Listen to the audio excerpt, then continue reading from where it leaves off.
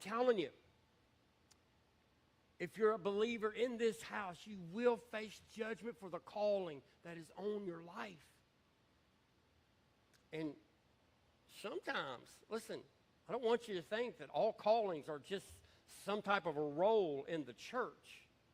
Callings are being a good mom. You a good mom? Callings are being a good dad. I just talked about losing anger, losing our temper.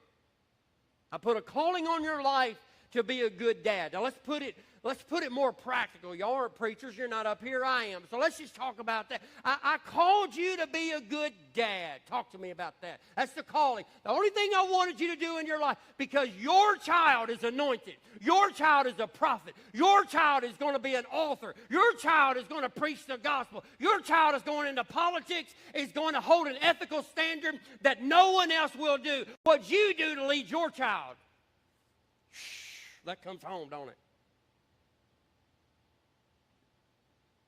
Because sometimes when the enemy is trying to distract you and pull you away and get you to drinking, get you doing drugs, get you to driving like crazy, losing your temper, get you sitting at home depressed, getting you ready to give your life, just lose your life. Sometimes it's not just for you. Your calling is to raise up that child.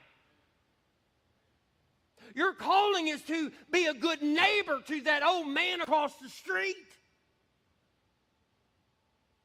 Callings come in a lot of different ways, so don't get it mixed up when I'm talking to you about calling. I've told the story many times, and I won't get into it deeply, but we all know who Billy Graham is. But there's a story goes about the farmhand who at 16 years old invited Billy Graham to go to a revival. And reluctantly, he finally went, gave his heart to the Lord. And we all know who Billy Graham is. But hardly anybody knows this guy's name. But that was his calling. What if the Lord said, I want you to go ask Billy to go to this revival? And the guy never did. I worked for him. I worked for his dad. It'd be awkward. I don't feel comfortable doing that, Lord. Okay. He would be in heaven having to be accountable for not doing what the Lord asked him to do. So calling comes in a lot of different ways. So if you want freedom from the state that you're in, you want consistent joy, and you want purpose, you got to let go. You got to start clinging to the things. You got to stop to the things that are trying to destroy your life.